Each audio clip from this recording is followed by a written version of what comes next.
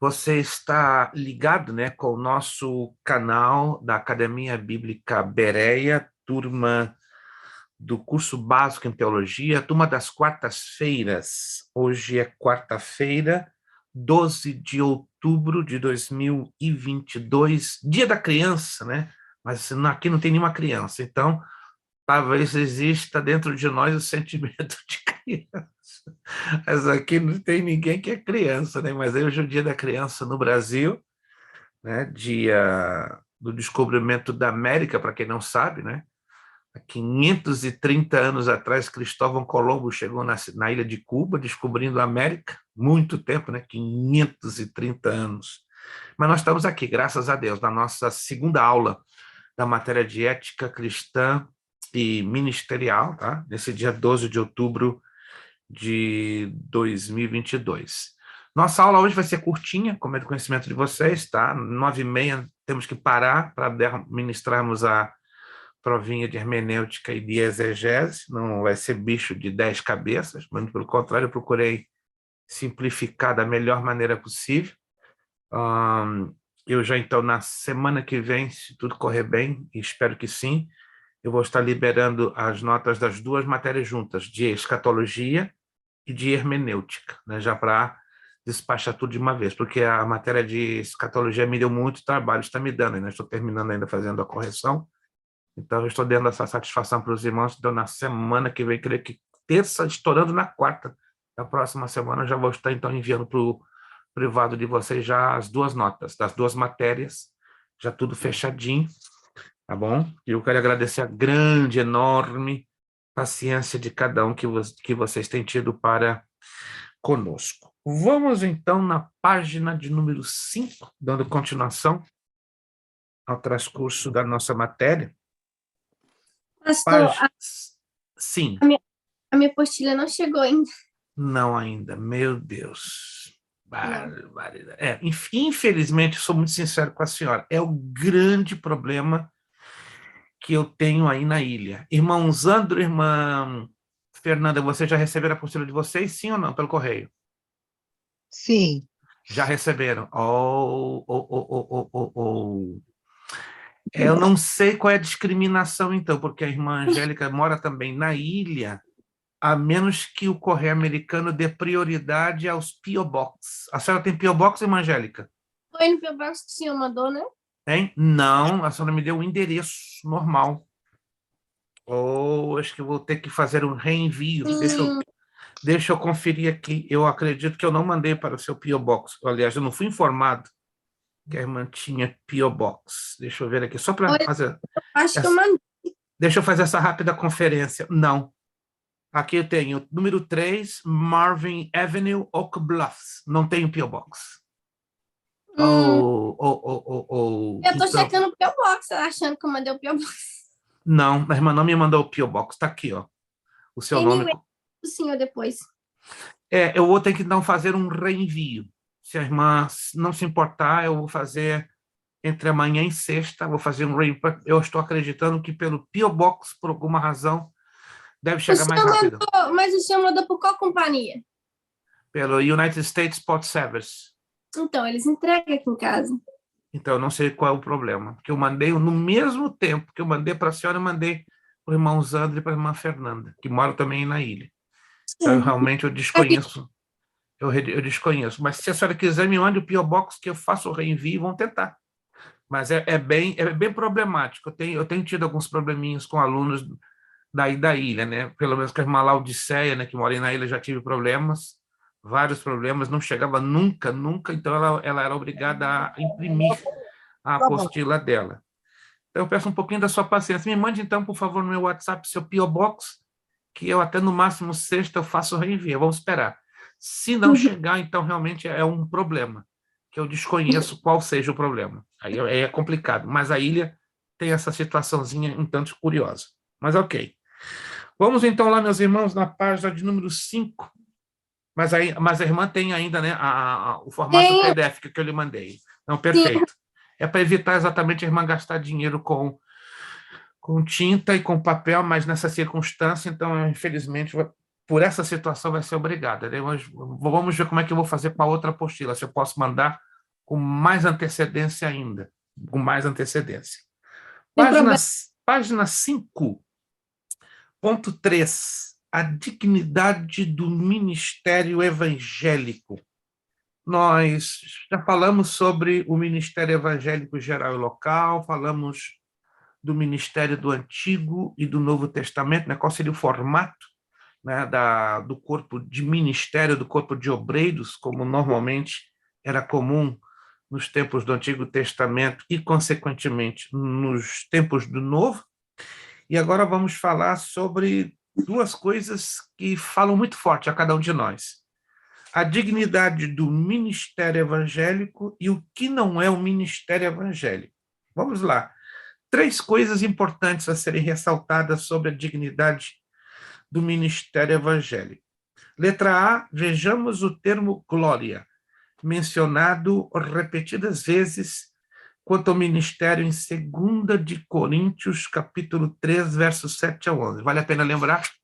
Vamos fazer a leitura desse texto, né? Porque é um texto muito rico e digno de uma observação. Está aí chegando irmão Joubert, irmão Camelo.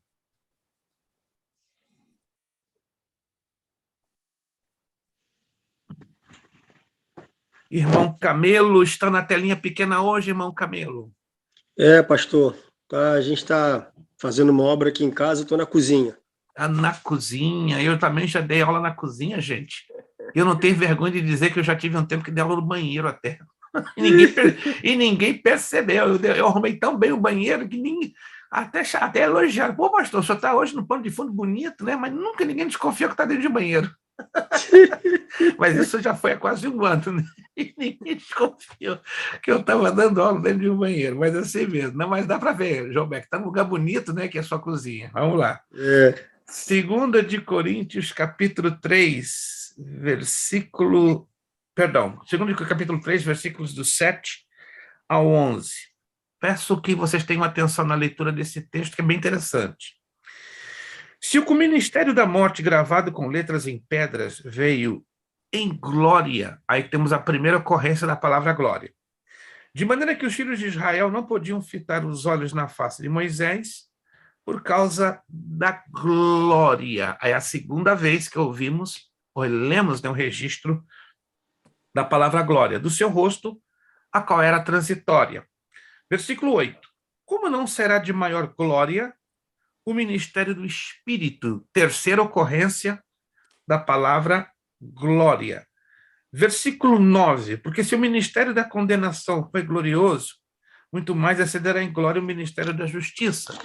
A quarta menção, estão anotando? A palavra glória, bem interessante.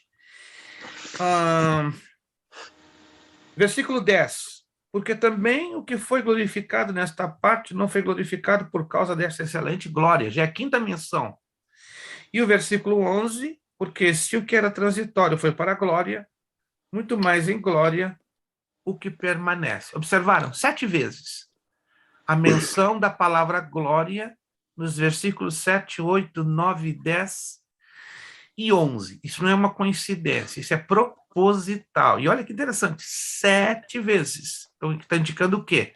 A perfeição divina sobre a questão da palavra glória. Então, quando nós lemos esse texto de 2 de Coríntios 3, 7, 11, o que nós estamos aprendendo disso aí? Que Deus valoriza a dignidade do ministério. Quando ele confere a mim, confere a você, a cada um de nós, ele zela por essa dignidade. Letra B. O obreiro do Senhor é o maior, ou deveria ser, né, instrumento de bênção para a humanidade.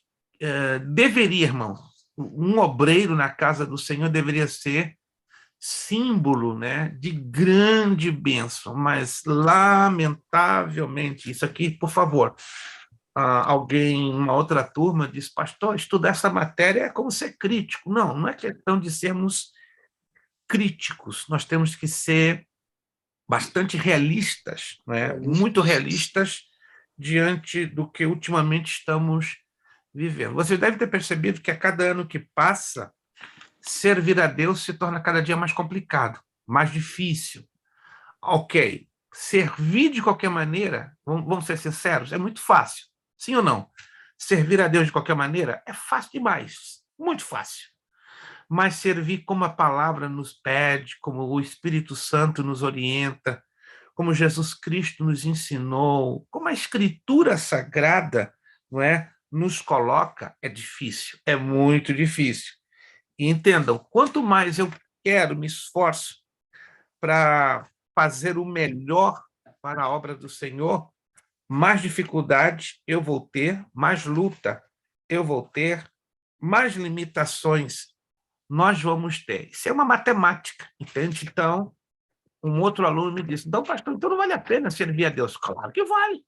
Sempre vai valer, sempre valeu e sempre valerá. Ou você quer um evangelho fácil, ou queremos um evangelho, como diz um amigo meu do Rio de Janeiro, do bairro de Marechal Hermes, você quer o evangelho mamão com açúcar? Tá aí, tá cheio. Evangelho mamão com açúcar, leitinho 1%, tá muito fácil, entendeu? E é fácil mesmo. Se você quer pegar esse evangelho, você não vai ter luta, não vai ter problema, não vai ter dor de cabeça e não vai ter compromisso. Mas servir a Deus exige o quê? Um mínimo de compromisso. O sacrifício Jesus já pagou na cruz do Calvário, né? Uma coisa que me deixa um pouco angustiado, e não está na Bíblia, né? E a Bíblia não nos ensina isso. Quando você ouve membros de igreja e pastores dizendo, estou pagando preço. Você sabe o que na Bíblia o que significa pagar o preço? Olha só, quem já viu isso da boca de vários obreiros, membros de igreja, pastor? Estou pagando preço. Gente, vamos parar para pensar. O tempo todo vamos as pessoas falam isso. Não, ou é tolo ou não conhece a Bíblia. E sendo um pastor é um pouco mais vergonhoso, um pouco mais triste. Irmãos, pagar preço na Bíblia é o que Jesus fez na cruz do Calvário. E ninguém consegue fazer o que Jesus fez, gente. Então, por favor, se você está querendo dizer, estou suando a camiseta para orar, jejuar, me consagrar, use a expressão, estou suando a camiseta, estou me esforçando, estou passando um aperto, mas não diga essa de pagar o preço, não, que aí você está roubando algo que pertence a Jesus. Só Jesus pôde pagar o preço. Ninguém mais vai pagar o preço e é completamente pesado para nós. Eles usam isso como um jargão. um jargão. Mas chega a ser leviano, né? Um jargão leviano, que traz em si uma considerável carga de leviandade. Porque as nossas palavras têm um poder muito grande no mundo espiritual. E queiram ou não, as nossas palavras influenciam, partindo, pior ainda, de um pastor, partindo de alguém que está lá no púlpito. Igreja, vamos pagar o preço. O que é isso? Na Bíblia não dá nenhum fundamento para isso. Mas tudo bem, isso aí é um problema de ética. E a ética está ligada a um problema de formação. O obreiro, então, como já falamos aqui, deveria ser um instrumento de bênção. E oramos a Deus e agradecemos a Deus que ainda, no meio de tanta confusão, de tantos obreiros desinformados e desordenados, ainda temos homens e mulheres de Deus que têm testemunho, que têm palavra, que têm conduta, que têm vida com Deus e que podem realmente ser de grande bênção para as suas igrejas. Os anjos, irmãos, olha que coisa interessante. Os anjos têm interesse nisso. Que interesse tem quê? No testemunho de nós. Não está escrito isso. Vamos lá em 1 de Pedro, primeira carta de Pedro, capítulo 1, e versículo 12. Olha que interessante. Os anjos têm interesse na dignidade do ministério evangélico. Uau, uau! Talvez você nunca ouviu falar nisso, então talvez você está ouvindo pela primeira vez. Primeira carta de Pedro, capítulo 1, versículo 12. Vamos ler o 11, só para você entender o contexto. Ou 10, melhor dizendo. Vamos então ler o 10, o 11 e o 12, aí você vai entender o contexto. Primeira carta de Pedro, capítulo 2, versículo 10. Da qual salvação inquiriram e trataram diligentemente os profetas, que profetizaram da graça que vos foi dada. Olha que interessante. Os profetas do Antigo Testamento não conheciam a graça. A graça de Deus que foi hoje dada a mim e a você. Alguém se lembra o significado da palavra graça? Não é graça de engraçado, não, né? Porque tem um aluno Favor imerecido. Favor imerecido. É um presente que Deus nos dá ou nos tem dado. Sem essa graça, a gente não tem capacidade de servir a Deus. Alguém diz, né? Eu sou muito eu para servir a Deus. Mentira. Ninguém é mais do que ninguém para servir a Deus. Se servimos a Deus, é pela graça, pela nossa vontade, pela nossa força. Vamos ser sinceros. Nós temos limitações humanas, concordo? Nós temos falhas humanas. Nós somos pecadores. Nós passamos lutas e tribulações diária e constantemente. Vamos ser sinceros? Dentro do que nós somos, pequenos, limitados, pecadores, e ainda mais com a carga de lutas e problemas que passamos diariamente, será que nós, sem a graça de Deus, conseguiríamos servir a Ele? Sim ou não? Impossível. Impossível. Se você diz, eu consigo, então eu vou aí, aonde você está, te dou um abraço, ainda te dou um ano de curso grátis. Você não vai pagar um ano, te dá uma bolsa, porque você é diferente. Se você me disser, eu consigo, pode acreditar, eu tomo um avião amanhã, vou aí onde você dá e vou dar um certificado, está aqui, ó. Você não precisa pensar em pagar o curso durante um ano, fica grátis. Mas não existe essa pessoa. Quem dera, mas não existe, porque todos nós dependemos da graça de Deus. Tem um texto que me chama muito a atenção, está lá em Filipenses capítulo 2, versículo 13. Ele é quem opera em vós, tanto o seu querer como o seu efetuar. Presta atenção, que texto lindo. Ele, quem? O nosso Deus, quem opera em vós, em mim, cada um de nós. Tanto o seu, não é o meu não, é o seu querer, ou seja, o seu desejo, como o seu efetuar, a sua maneira de agir. Então, se nós hoje fazemos alguma coisa, como adorá-lo, servi-lo, ainda que dentro das nossas enormes limitações, é por causa dele, é por causa da graça dele, é por causa da capacidade que ele nos dá. Amém, irmão? Está bem entendido isso? Está bem compreendido? Nenhum de nós sozinhos, esquece. Jesus mesmo disse lá no Evangelho segundo São João, sem mim nada podeis fazer. Então, não vamos dar uma de doido de dizer que eu, sem Jesus, posso fazer alguma coisa, e muito menos sem a graça de Deus. Olha o que diz, meu. Vou continuar lendo.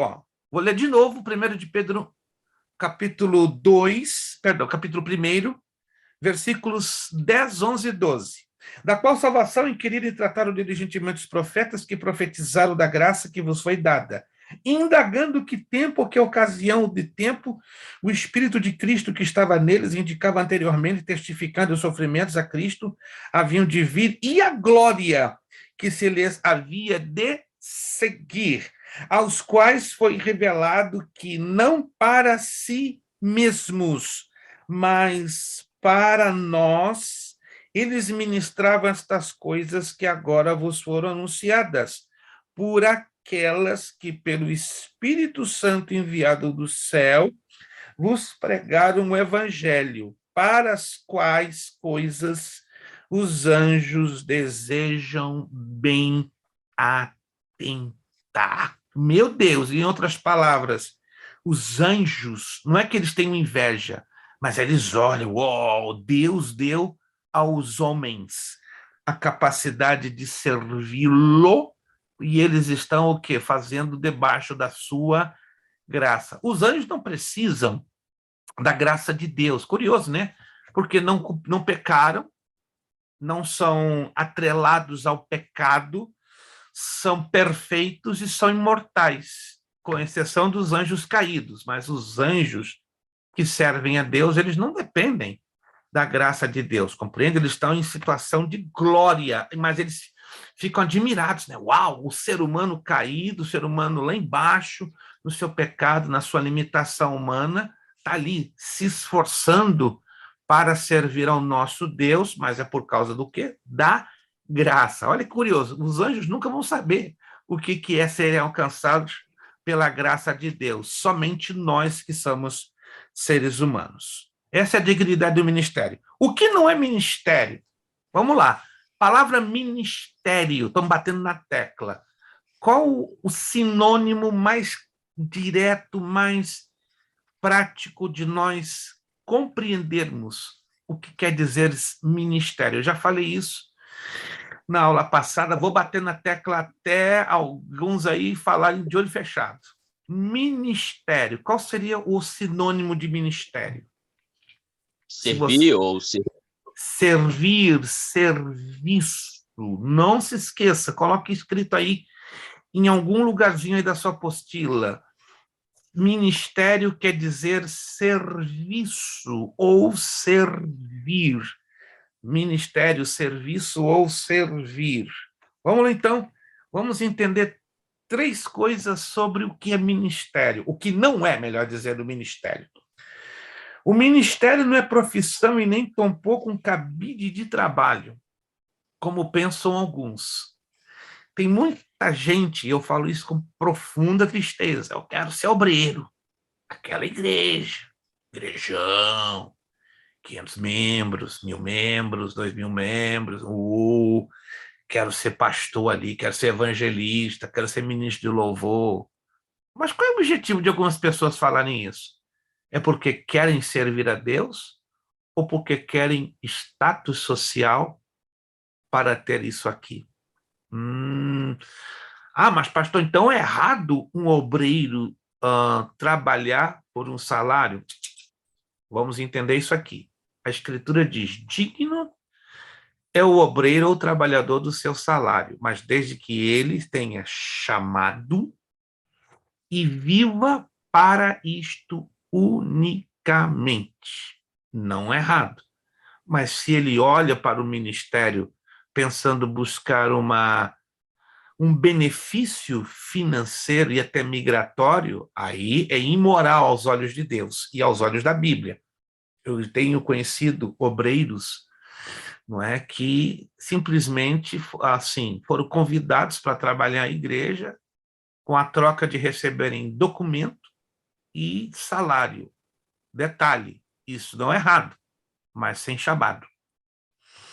Tem chamado. E é triste, né? O camarada abraça a oportunidade só por causa do documento e do salário, mas não tem nada de chamada. Isso, aos olhos de Deus, é uma imoralidade, é uma transgressão, é uma perversão, né? Conheço obreiros que mantêm ainda a posição, né? São até convidados. Não, vem para cá, trabalha conosco, a gente vai dar documento, a gente vai dar salário. Mas alguns obreiros têm convicção da sua chamada. Eu falei, não, eu só vou estar aonde Deus quer, fazendo o que Deus quer e na direção que Deus me der. Se Deus não me dá a direção, pode vir uma chuva de benefícios. Melhor estar, irmãos, no centro da vontade de Deus. Do lado humano, é bonito. Ter um salário, ter benefícios, ter até documento, como algumas igrejas o fazem. Mas e se não tiver a vontade de Deus e o chamado de Deus na história? Como é que fica? Compromete a vida do obreiro em si e compromete a vida da igreja, entendeu? Então, nesse aspecto que estamos aqui deixando bem claro, que ministério não é profissão, não é cabide de trabalho, como infelizmente muitos, né, olham visando isso. Eu vou ser pastor porque eu vou ter um bom salário ou uma boa posição. Engana-se. Às vezes, pastores não têm bons salários e muito menos boa profissão. Eu estava lendo esses dias na revista americana Newsweek, não sei se alguém já ouviu falar dessa revista, de 2 meses atrás, e estava fazendo uma pesquisa das profissões mais estressantes que existem nos Estados Unidos. Você sabe que a profissão mais estressante, eles chamam de profissão, mas na verdade não é profissão, mas a revista Newsweek catalogou uma que é considerada a mais estressante de todas as profissões. Alguém pode imaginar qual seria? Não é Seria o carpinteiro. pastor? Seria o pastor? Ser pastor. Não é nem construtor, nem carpinteiro. Acredite, a profissão mais estressante nos Estados Unidos hoje é ser pastor de igreja. E a que mais mata de infarto. Pastor, você tem que entender que o ser humano ele é complicado, né? Você lidar com o ser humano o tempo todo é complicado demais, porque você tem que ter tato para falar, ética para falar com a pessoa, porque a pessoa ela tá errada, ela tá no procedimento errado e você você tem que com jeitinho, com carinho, falar com aquela pessoa assim, irmão, você tá errado. Você tá E errado, mesmo apresentando a Bíblia, com todo respeito, tem uns que conseguem dar nó cego na cabeça de pastores, como querendo negociar. Mas com a Bíblia não se negocia, gente. Não se negocia. Se eu estou errado e vem o meu pastor e diz, ó, meu irmão, você pode ser pastor de igreja, você pode ser um bom pastor, um bom obreiro, mas aqui, ó, o que a Bíblia fala sobre o teu comportamento? Eu tenho que baixar a cabeça e admitir, ok, estou errado. Mas tem uns camaradas aí que é impressionante. Então, fora dos trilhos, vem os pastores com carinho, com amor, com tá presente na Bíblia e ainda se acha no direito de ficar chateado. Não, o senhor não tem respeito, o senhor não me quer. E aí? O camarada tão insatisfeito acaba saindo da igreja, se não abre uma outra igreja, um outro ministério, mas esse não é o caminho, esse é o problema. Mas esse é o problema. É por isso que as igrejas hoje tá o que tá, essa salada mista, né, de confusão. Eu tava revendo a aula passada, que eu não deu para poder assistir, o senhor estava fazendo um comentário, e é sobre ética. E é por isso que as igrejas hoje tá essa bagunça. Você vai tentar evangelizar uma pessoa e já escutei o que o senhor falou na aula passada, eu já escutei de pessoas falando a mesma coisa. Eu ser crente para poder ser igual aquele fulano ali, igual aquele cara ali, prefiro ficar no mundo. Eu falo algo com muita tristeza a vocês, meus irmãos, me entendam bem, por favor. Isso aqui não é um comentário crítico, é um comentário de alerta, e até porque está dentro da nossa matéria. Uma coisa que muitíssimo me entristece, me angustia, eu sei que eu não posso mudar esse quadro, nenhum de nós temos essa capacidade de mudar essa realidade, mas eu nunca vi, gente, eu nunca vi tanta falta de ética no meio de um bom número de igrejas brasileiras. Eu vou falar com muita humildade, já em 22 anos de América, eu, em igrejas brasileiras, já ministrei em mais de 7.000 a 8.000 igrejas, em 22 anos de América. Nas igrejas hispanas já passei de um pouquinho mais de 2.000, nas igrejas americanas quase 1.000 igrejas em 22 anos, mas eu nunca vi, na maioria das igrejas brasileiras, como é que só sabe disso? É muito fácil você perceber uma igreja que não tem ética básica, né? Não precisa você conviver, trabalhar com aquela igreja. Quando você vai e ministra uma manhã, uma tarde, uma noite, ali estando num culto de 1h30, 2 horas, você, ó, detecta rápido. Quando uma igreja, um grupo de obreiros não tem nada, é zero de ética. E é triste, dói o coração.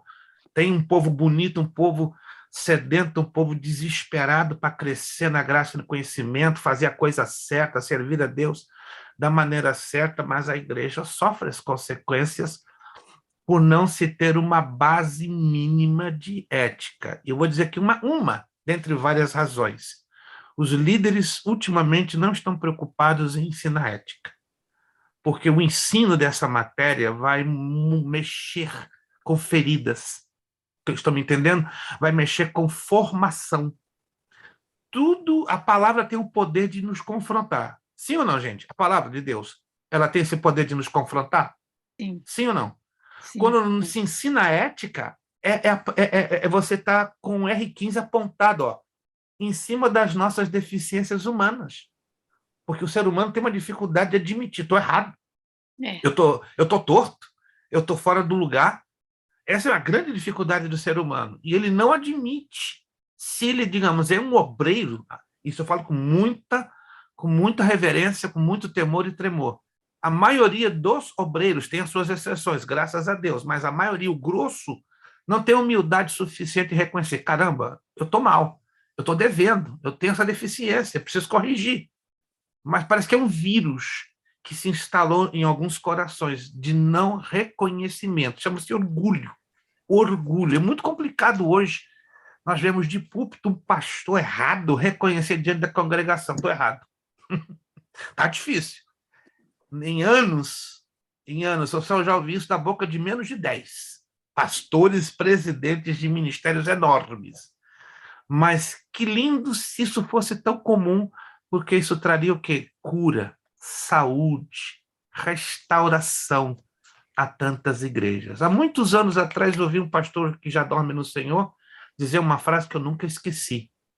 Se o exemplo não vier de cima, ou seja, do altar, que atrevimento temos nós para querer uma igreja saudável? Uau! Isso foi forte, gente, e aí é verdade.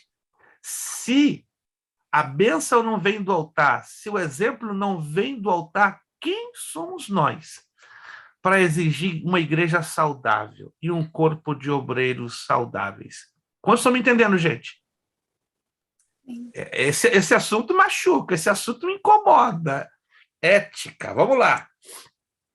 Letra B, o ministério não é hereditário, nem tampouco transferível. Se o pai se dá conta que seu filho possui a vocação e a chamada divina para o ministério, deverá ter necessária prudência para esperar até que os outros obreiros também vejam a mesma coisa. Há quase 2 anos, estando numa igreja em Boston, não vou dizer aonde e quem, fizeram uma abordagem um pouco dura comigo, ao lado, estando meu filho. Eu tenho um menino de 26 anos, né? Alguns irmãos, irmã Núbia, conhecem meu menino, né? Alguns poucos irmãos aí conhecem meu menino. Ele é bem calado, sério, fechadão.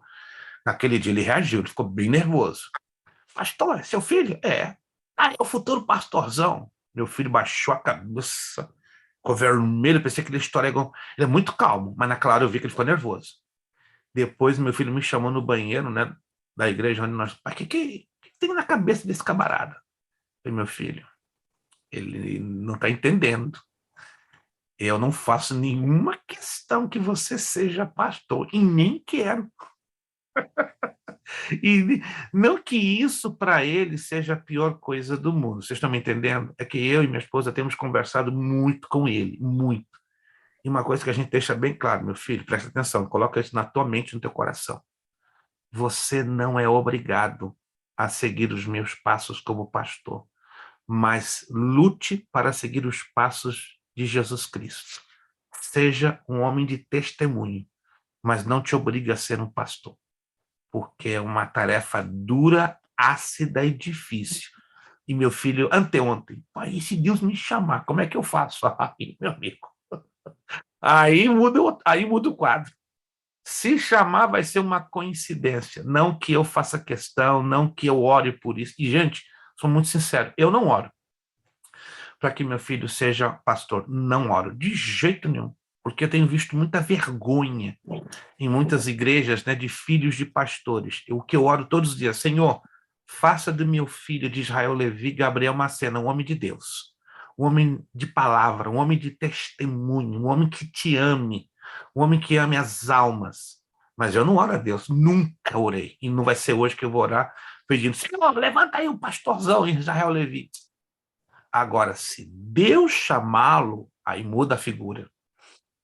E aí, o que o senhor vai fazer? Orar por ele e apoiá-lo no chamado dele. Vocês estão me entendendo, gente? Eu não influencio e não posso influenciar. Porque são pessoas diferentes. É meu filho, amo, morro de paixão pelo meu próprio filho. Mas chamado é uma coisa muito pessoal. É Deus e a pessoa. Não tem essa de herança, de direito hereditário. Não existe isso. Eu falo isso porque tem igrejas que pensam assim. Não, eu estou aqui à frente dessa igreja aí. Meu filho, vai te preparando, você vai ser o próximo. Quê? Você vai me suceder. Que isso, gente? Isso é dinastia? É o quê? Império Europeu? Reino Europeu? Não, irmão. Ministério não é hereditário. Há casos, como estamos mencionando assim, que, num propósito de Deus, Deus chama o filho de um pastor para lá no futuro sucedê-lo. Mas aí o pastor tem que ser muito maduro e direto com a igreja. Deixar bem claro, igreja, nunca foi meu desejo ter meu filho à frente como meu sucessor, mas Deus está chamando. Aí a igreja, o grupo de obreiros tem que ter também maturidade para enxergar que o filho do pastor tem capacidade e tem chamado para no futuro sucedê-lo. Estão entendendo? Como estou entendendo, gente? Mas isso está ficando cada dia mais difícil, né? Hoje é muito fácil pastores fazerem das suas igrejas locais os seus reinos pessoais. Virando a página. Deus nunca chamou ou chama ou chamará preguiçosos. Olha que interessante, gente. Deus não chama vadios ou desocupados espirituais. Muito pelo contrário, ele chama aqueles que estão trabalhando e se esforçando em fazer a sua obra. Que coisa linda, irmãos. Deus não vai chamar ninguém no ministério que está assim a vida inteira, ó. Estava à toa na vida, lá, lá, lá, lá, lá, lá, vendo a banda passar. Irmãos, Deus não vai chamar ninguém nesse estado. Deus vai chamar alguém que já está fazendo isso aqui, ó. Ó. Eu tenho aprendido, e isso tem um plano bíblico, né? Um diácono, quando ele é chamado para assumir a responsabilidade de diácono, ele já deveria e já está trabalhando. Como é que eu sei disso? É bíblico? Claro! Está lá em 1 de Timóteo, capítulo 3. Paulo deixa... Vamos ler esse texto? Aí você vai entender que, biblicamente, um diácono, para ser confirmado no seu diaconato, ele tem que estar primeiro trabalhando. E tem uns diáconos aí que caem de paraquedas. Nos dias de consagração de obreiro, caem uns camaradas que você nunca viu mais. Esse aí, diácono, peraí, tem um negócio errado. Primeira carta de Paulo a Timóteo, capítulo 3. Você vai ver que é bíblico. Primeira carta de Timóteo, capítulo 3. Versículo 8. Eu vou pegar o 8, 9 e o 10 para fazer o contexto, tá? Primeira de Timóteo, capítulo 3, versos 8, 9 e 10. Da mesma sorte, os diáconos sejam honestos, não de língua dobre, não dados muito a vinho, não cobiçosos de torpe ganância, guardando o ministério da fé em uma pura consciência. Faz um highlight aí no verso 10. Highlight no verso 10. E também estes sejam primeiro... O quê? Sejam primeiro o quê? Provados. Provados. Experimentados. Tem que estar trabalhando, meus irmãos. Depois sirvam. No grego, depois assumem um ministério. Ou, se forem, e que é isso aqui? Irrepreensíveis. A palavra grega irrepreensível quer dizer não termos nenhum dedo para apontar a nenhuma mancha. Uma coisa é eu ter falhas humanas e outra coisa é eu ter manchas. E essas manchas, como a Bíblia nos ensina, são manchas na conduta, manchas no testemunho, manchas na moral. Tem igrejas que testam 2 anos. Que exagero, pastor. Ué, tu tá brincando? Exagero? Eu aplaudo de pé e dou glória 20 vezes, até ficar rouco. Tem igrejas que mantêm 2 anos diáconos à prova. 2. Tem igrejas que eu conheço, são poucas. 4 anos pastores à prova. Que isso, pastor? Que loucura é essa? Gente, ministério quem dá é Deus. E se Deus dá, tem que ser feito 2 coisas. A parte humana de se preparar e a parte de Deus. Ou vocês pensam que Deus vai fazer tudo? Não, Deus não pode e não vai fazer tudo, não. A parte dele, ele vai fazer, vai confirmar o chamado, vai trabalhar no aperfeiçoamento do chamado, mas o preparo e o treinamento é nosso, é humano, é nós que temos que fazer. E essa parte não espere que Deus de jeito nenhum vai fazer. E a igreja que não faz isso? Corre o risco de ter dor de cabeça lá na frente. Sim, minha irmã. Pastor, na minha denominação tem que esperar entre 2 a 3 anos e tem que ser batizado com o Espírito Santo, e não só batizado com o Espírito Santo, como falar em mistério, né? Porque tem gente que fala com o Espírito Santo, mas não fala em línguas, né? E tem que ter esses requisitos tudo. Tem vários requisitos. Vários. Nós entendemos que são, vamos dizer, normas de segurança para serem evitadas dores de cabeça lá no futuro. Embora, veja bem o que eu vou dizer, minha irmã. Não existe nenhum mandamento bíblico, mandamento, entenda? Que exija que os obreiros tenham que ser batizados com o Espírito Santo.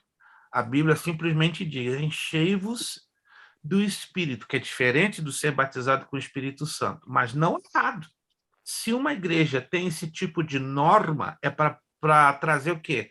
Proteção, segurança, tá? Compromisso da parte do obreiro. Não que isto seja, compreende? Não é um mandamento, que não existe nenhum mandamento na Bíblia que coloque o obreiro na parede e diga: não, para ser obreiro, para ser diácono, para ser presbítero, tem que ser obrigatoriamente batizado com o Espírito Santo. Por Não, exemplo, lá na minha igreja não pode. Se você não é sim, batizado, sim. É um critério de segurança que acho louvável, bonito, respeito esse critério, porque a igreja está zelando o quê? Por uma proteção espiritual, compreende? Uma proteção espiritual, porque dores de cabeça é muito fácil de a gente conseguir, não é verdade? É muito fácil. Então, nada, não é errado que se tenha essa proteção, essa segurança espiritual, embora, deixo claro, não é um mandamento bíblico, mas a igreja, a denominação que lança a mão desse critério de proteção, glória a Deus, que ela está deixando claro, nós temos zelo em querer fazer a coisa certa e evitar as maiores dores de cabeça possíveis, embora, irmã Angélica, isso não vai impedir que uma pessoa batizada com o Espírito Santo, né, que Deus tem misericórdia, mas eu já vi isso na minha pequena experiência de 50 anos como obreiro, lá na frente, tudo bem, o camarada é batizado com o Espírito Santo, é uma benção. Aí começa a servir, e lá na frente dá uma tremenda de uma dor de cabeça, ou seja, não é uma garantia, é uma norma de segurança para o quê? Trazer proteção. Mas é uma garantia de que aquele obreiro lá na frente não vai dar dor de cabeça? Não, não é garantia, porque o ser humano, aqui dentro, só Deus conhece, é uma tremenda de uma surpresa. Mas está certo, a denominação que lança a mão desse sistema de proteção de segurança é louvável, embora, repito, não é um mandamento, mas é louvável porque está dizendo que a igreja tem zelo para proteger a integridade da igreja e dos seus obreiros. Pastora Darlete. Para ser pastor, vocês têm que ser batizado com o Espírito Santo? Porque eu lembro que lá onde eu congregava, na congregação, o pastor que só estava esperando ser batizado para tomar posse da direção da igreja. É o que acabei de falar agora com a irmã Angélica. Não existe. Preste atenção. Tá. Eu nunca li, nunca estudei. Se alguém já leu, já estudou e tem a prova bíblica, pelo menos em 3 textos, eu agradeceria, mas em 50 anos como obreiro, eu nunca li, nunca estudei, nunca vi nada na Bíblia que implicasse como um mandamento. Para ser pastor, tem que ser batizado com o Espírito Santo. Eu nunca li, nunca encontrei. E quem seriam as pessoas na Bíblia, preste atenção, que têm autoridade para ensinar sobre esse assunto? O Senhor Jesus e o apóstolo Paulo. Concorda comigo? O Senhor Jesus e o apóstolo Paulo têm suficiente autoridade para ensinar sobre esse assunto.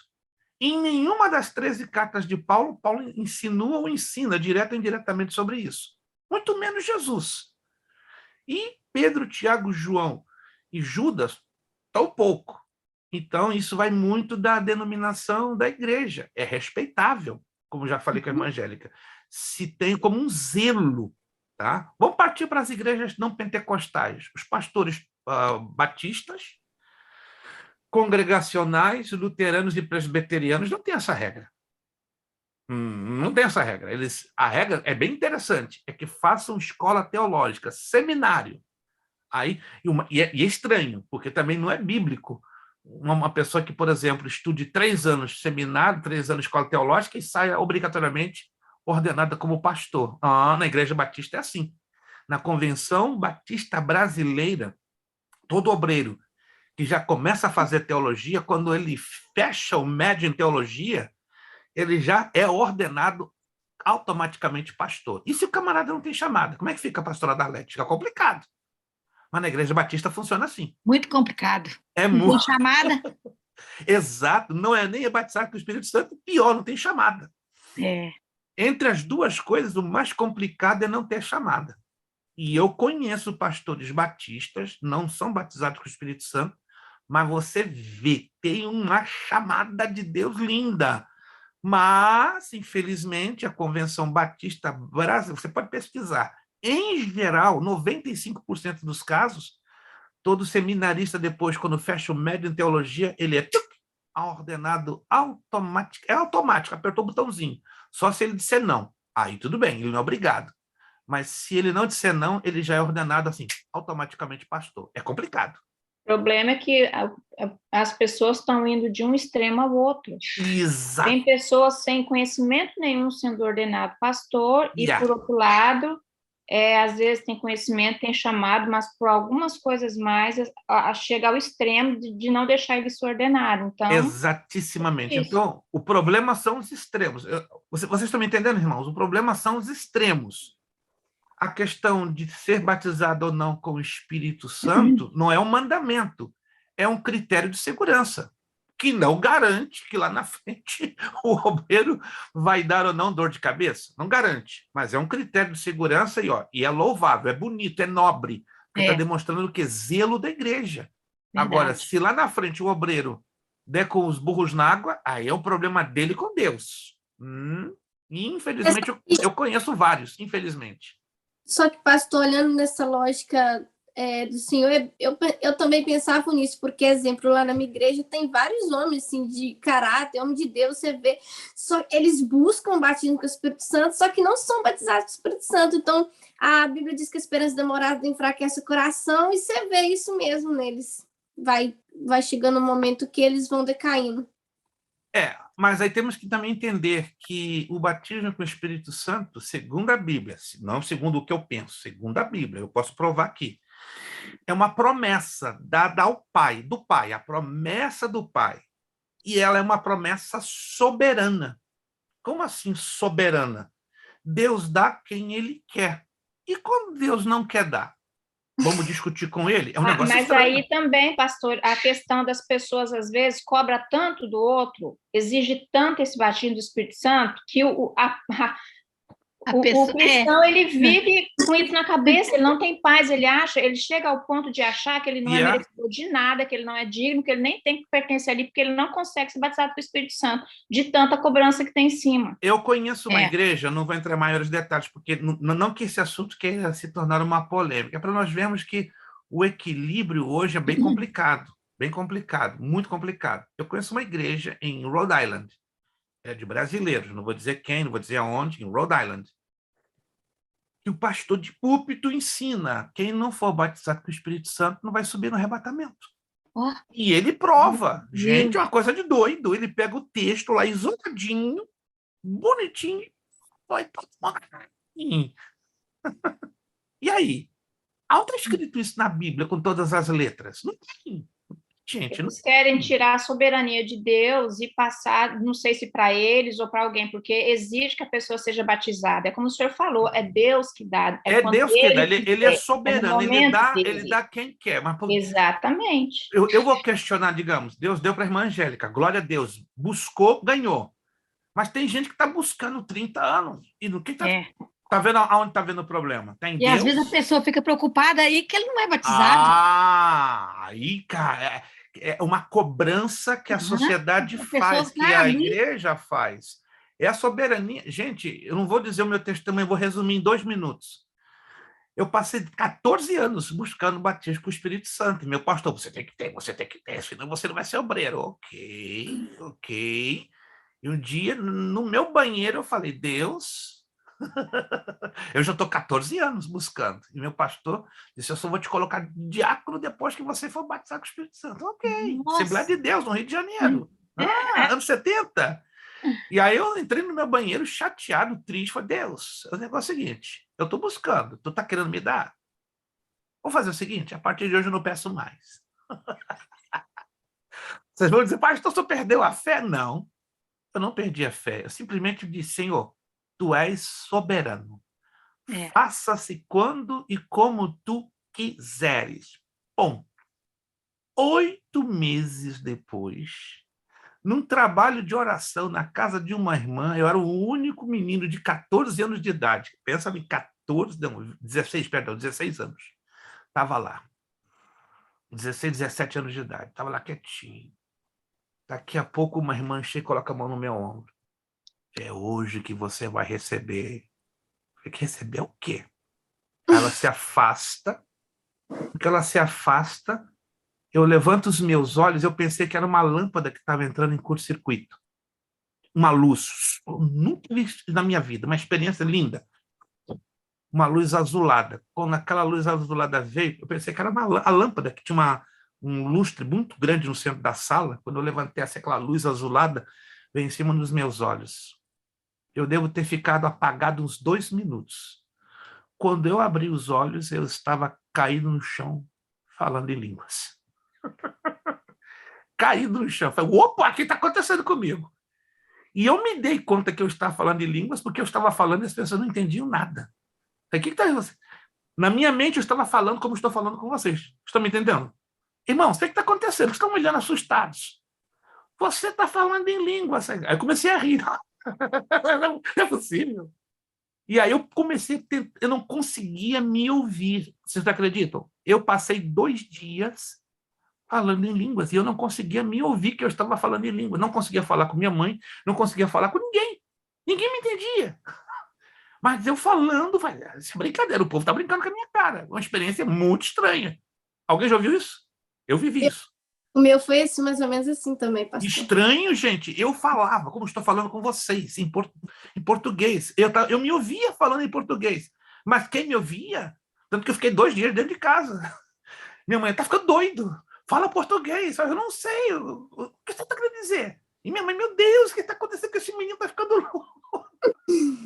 Foram 2 dias de uma experiência de louco, gente. Aí depois a ficha, quando eu comecei a falar em português, minha mãe veio, me abraçou, chorou. Meu filho, você voltou.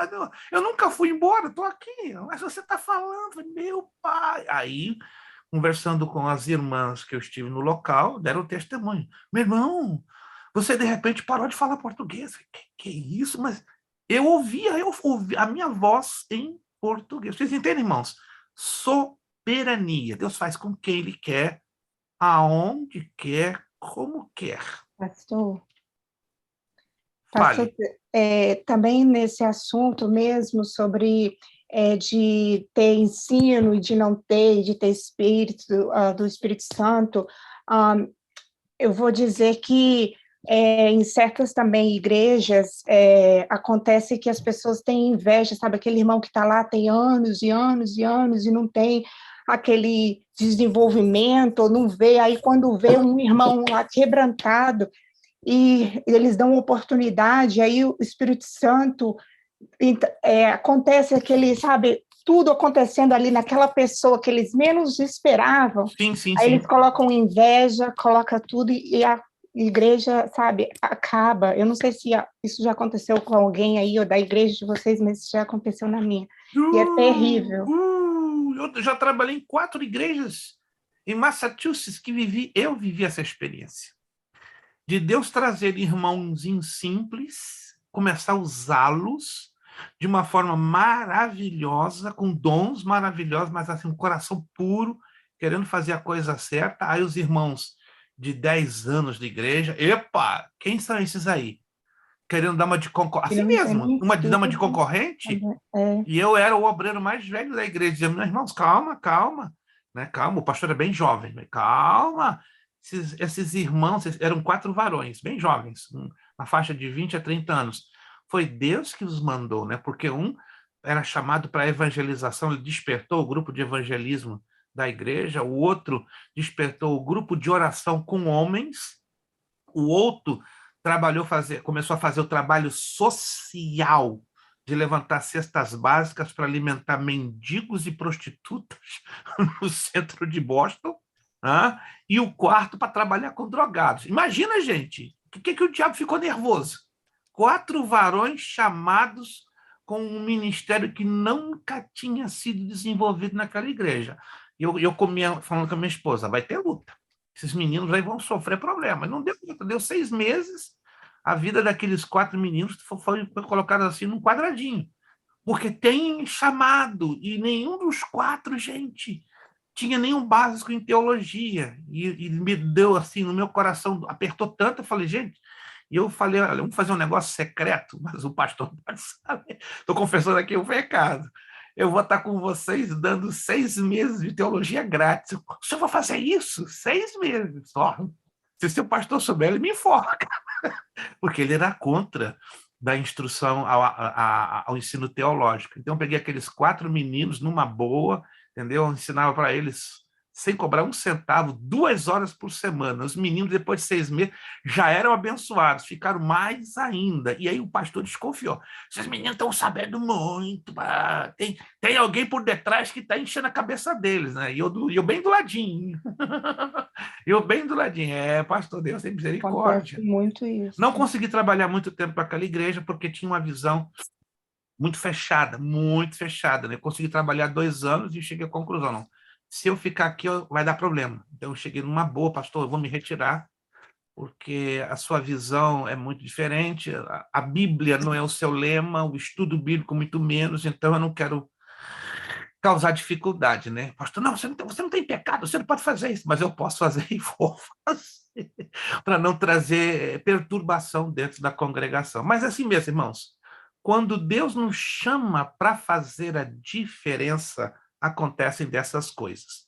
Como eu estava falando aqui no ponto C, Deus nunca chamou, nunca chamará preguiçosos, vazios ou desocupados. Ele chama aqueles que estão trabalhando e se esforçando em fazer a sua obra. Os ociosos, sem a devida chamada divina, tão somente acarretam dores de cabeça e acabam por estorvar a obra de Deus. Quando Deus chamou a Davi, este estava trabalhando, cuidando das ovelhas de seu pai.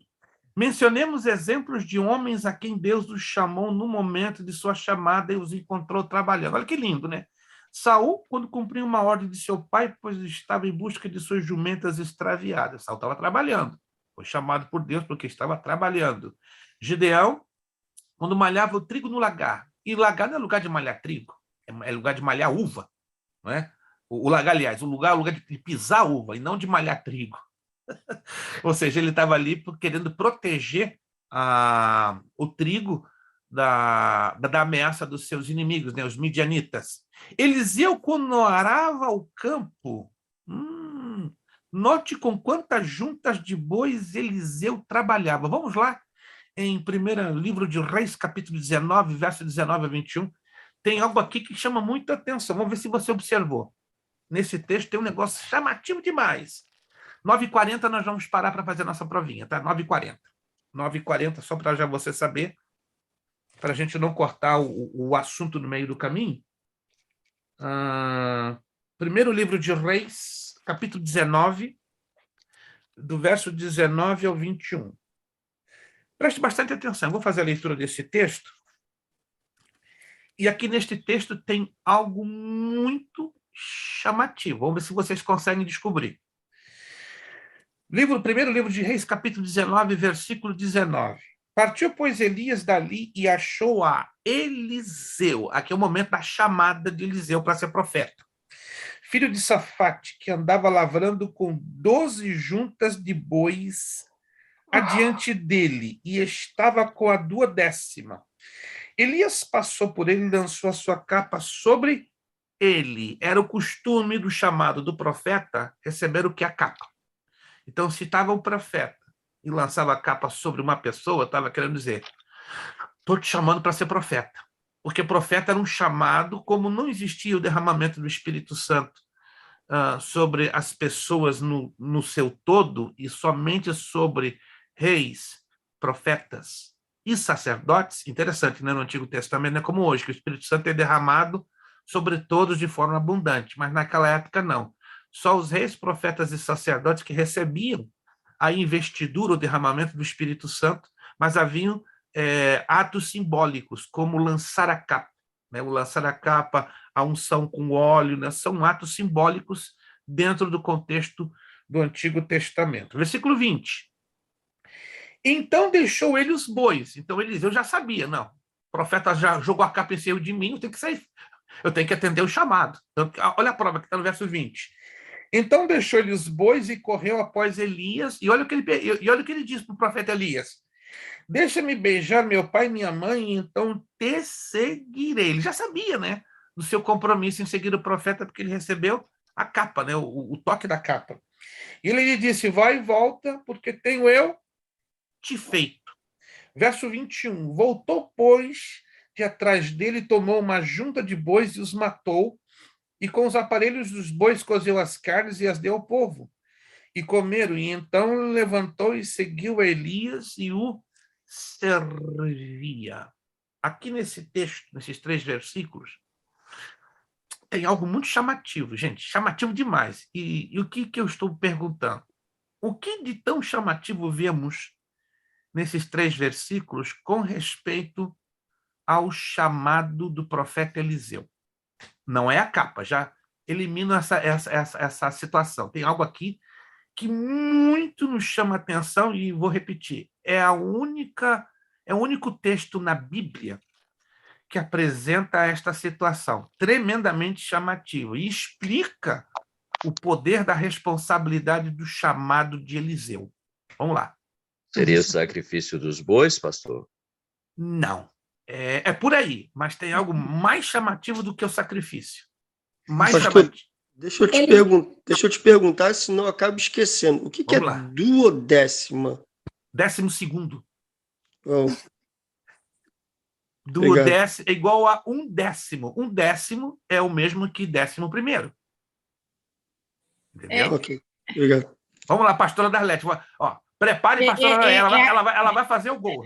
Espero que pastor, não, talvez eu nem vou acertar, pastor. Vamos lá, ela vai fazer o gol. É o gol. Não é, ele falou, deixa eu beijar minha mãe e meu pai, despedir dos pais? Nada? Não. Tem algo aí muito chamativo. É o único texto da Bíblia que traz essa informação nessas circunstâncias e ligadas a um chamado de um profeta. Rapaz, eu queria dar 75 pontos. Papai, vocês não entendem quando eu faço essas perguntas. Eu quero alegrar seu coração. Ai, pastor, eu tô aqui intrigado com esse duodécima.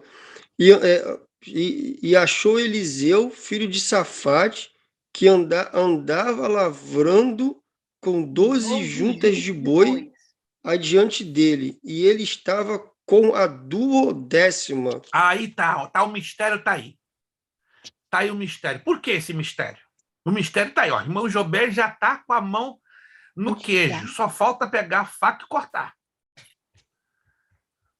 Se irmão Jobé fosse mineiro, ele já teria cortado esse queijo, porque mineiro é doido por queijo. Eita, mas é carioca igual a mim? Eu gosto de um galeto. Quanto tempo! Papai do céu, lá na Cinelândia, nem se fala que tem um galetinho lá na Cinelândia que só Jesus dá causa. Vou dizer um mistério aí, vocês vão anotar. Ainda estava lá quando eu saí do Rio. Ei, papai do céu. Ó, anote aí. Quantos bois compõem uma junta? Vamos lá. 4. 2 bois. Uma junta é composta de 2 bois. Estude a história e a cultura bíblica. Perfeito, irmã Fernanda, irmão Zandro. Uma junta, anote aí. Uma junta era constituída de 2 bois. O mais normal no trabalho de arar a terra naqueles tempos do Antigo Testamento e do Novo era usar, no máximo, 2 juntas de bois. 2, no máximo. Seriam 4 no seu total. Concorda comigo? Sim ou não? Se uma junta são 2, e o normal pela cultura judaica era o uso de 2 juntas, então era comum, como muito, ter-se o quê? Como 4 bois trabalhando no arado da terra. Concordamos com isso? Isso. Mas aqui nós lemos 12 juntas. É muito. 24 bois. O que isso está nos ensinando? A terra era sequíssima. A terra era duríssima. A terra era árida, rachada. Era uma terra ruim, difícil, trabalhosa aos extremos. Anotaram? Esse é o único texto na Bíblia que você vai ver alguém arando uma terra com 24 bois, totalmente anormal. Olha o trabalhão que Eliseu estava tendo. E diz a Bíblia que Eliseu estava agarradinho aonde? Lá na 12ª, na fileira final. E o normal era estar lá atrás, na primeira. Outra coisa anormal, ele estava na ponta, porque ele queria ter certeza que o arado ia trabalhar, ou seja, retinho, retinho, retinho. Mas o normal era sempre estar atrás e nunca na frente. Mas Eliseu sabia, essa terra é dura demais, então eu vou ficar na frente. No caso de os bois se desgovernarem, eu vou ter o melhor controle na frente do que atrás. Anotou aí? Então, essa é a coisa completamente anormal, porque a terra era extremamente dura, ou seja, o trabalho que Eliseu estava despendendo era duro, difícil. E anote aí, quando Deus vê que nós estamos trabalhando duro numa terra dura, ele aí nos chama e nos capacita e nos dá a condição de nos preparar. Então, minha irmã, meu irmão, se você está arando uma terra dura de doer, não reclame não. Abra os olhos e diga, Senhor, é aqui que tu me queres. É aqui para a qual tu me chamaste. E tu vais me capacitar. E nós estamos tendo uma experiência, não vou entrar em detalhes, não posso, né? Uma coisa muito minha pessoal. Orlando, para nós, está sendo essa terra. Orlando, irmãos, está sendo essa... Esses dias, meu filho, pai, eu acho que a gente não está com 12 juntas, não. Acho que estamos com 20 juntas. Fica quieto, rapaz. Aqui é duro. Aqui... Pensa num lugar difícil, espiritualmente. Orlando... É muito bonito Orlando, Flórida, para visitar. Mas aqui o campo espiritual é duro. Aqui tem um peso. Se você nunca veio aqui, dá uma passadinha aqui. Fica comigo 2 dias, que você vai sentir o peso espiritual desse lugar aqui. Mas amém, porque Deus tem plano, tem propósito, e nós estamos aqui batalhando, né? Lutando para tentar fazer a nossa parte e agradecendo a Deus pelas lutas, sabendo que a terra é dura, mas as juntas de boi estão aí na nossa frente com a ajuda do nosso Deus. Eliseu, já falamos, Mateus, quando trabalhava como coletor de impostos. Mateus, a grosso modo, era um ladrão. Como é que é o publicano? Era um traidor, era um judeu trabalhando para os romanos. Então, pensa na pior profissão que Mateus estava envolvido, coletor de impostos.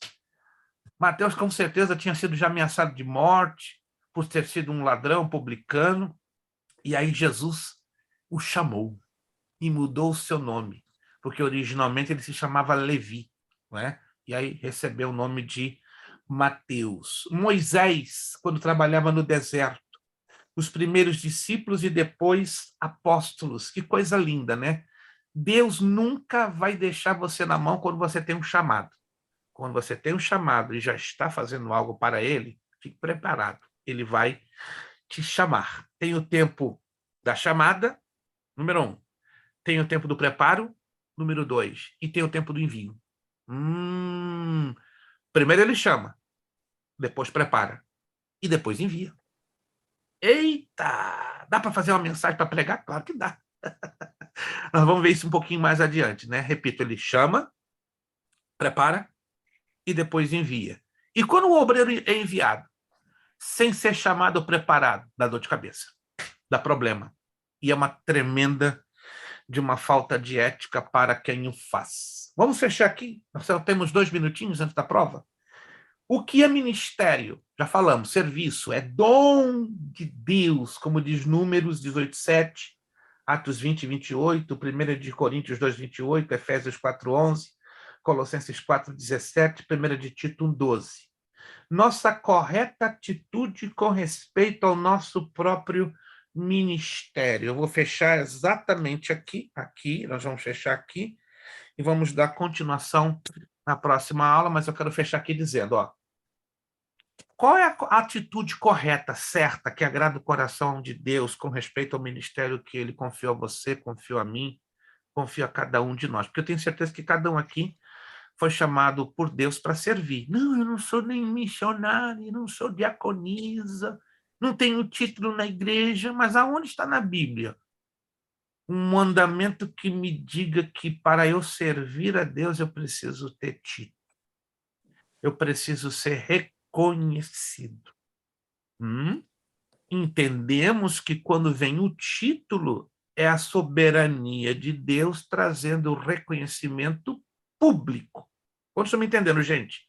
O título é apenas a nível de reconhecimento público, nada mais. Mas o título não confere autoridade espiritual para servir, é o total contrário. É a chamada que confere autoridade espiritual para servir. O título é só uma confirmação do chamado. E acredite, tem pessoas que não recebem título durante uma vida inteira e estão servindo a Deus com garra. Eu conheço 2 servos de Deus, um na Geórgia e outro na Califórnia. Você olha para eles, pensa que são pastores escritinhos, mas não são pastores ordenados, são obreiros de valor, tem chamado, tem fogo de Deus na vida, tem preparo na palavra. Você olha para eles, pensa que são 2 pastores. Não, nem diáconos são. É o que foi falado aqui pela irmã Jennifer. Eles têm um ministério lindo, e a igreja, as igrejas que eles já passaram por várias igrejas, são hispanos. Os pastores têm uma enorme inveja deles. Enorme. Aí eu entendi que, na permissão de Deus, é uma das razões que eles nunca foram separados a pastor. Mas tem o tempo de Deus, né? São jovens, né? Um tem 47, outro tem 54 anos de idade. Ainda é jovem para ser chamado ao ministério pastoral. Eles são jovens. Mas o mais bonito, eles não se preocupam. Quando eu conversei com eles um dia desses, né? Você nunca se preocupou em ser pastor? Pastor, falar sério, isso é pesado demais para o meu ombro. Deixa eu continuar servindo a Deus na minha simplicidade. E Deus honra esses homens. Eles fazem campanhas evangelísticas, e mais bonito, né? Eles convidam novos convertidos, pessoas que não conhecem a Cristo, né? A última eu estive com eles, né? Em Hartford, Connecticut, eles fizeram uma campanha, os 2 juntos. Reuniram em 2 dias quase 600 pessoas, mais de 200 pessoas foram aos pés de Jesus Cristo. É lindo, isso é bonito. E são pastores? Não são. Mas uma igreja quadrangular deu apoio para eles, deu o púlpito para eles, confiou no ministério deles e Deus fez a obra. A glória é para quem?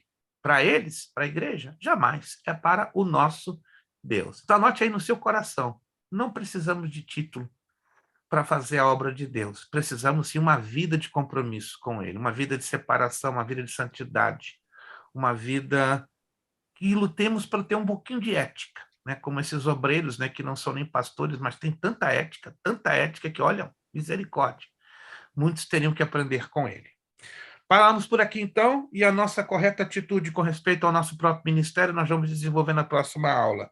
Honrar o nosso ministério, resguardar nosso ministério, dedicar-nos ao nosso ministério e cumprir o nosso ministério, né? São as 4 tarefas, ou por que não dizer 4 orientações que a Bíblia nos dá com respeito à nossa atitude correta ao nosso ministério. Vamos, então, agora agradecer a Deus pela finalização desta aula. Alguma pergunta ou dúvida? Alguma pergunta ou dúvida, por favor?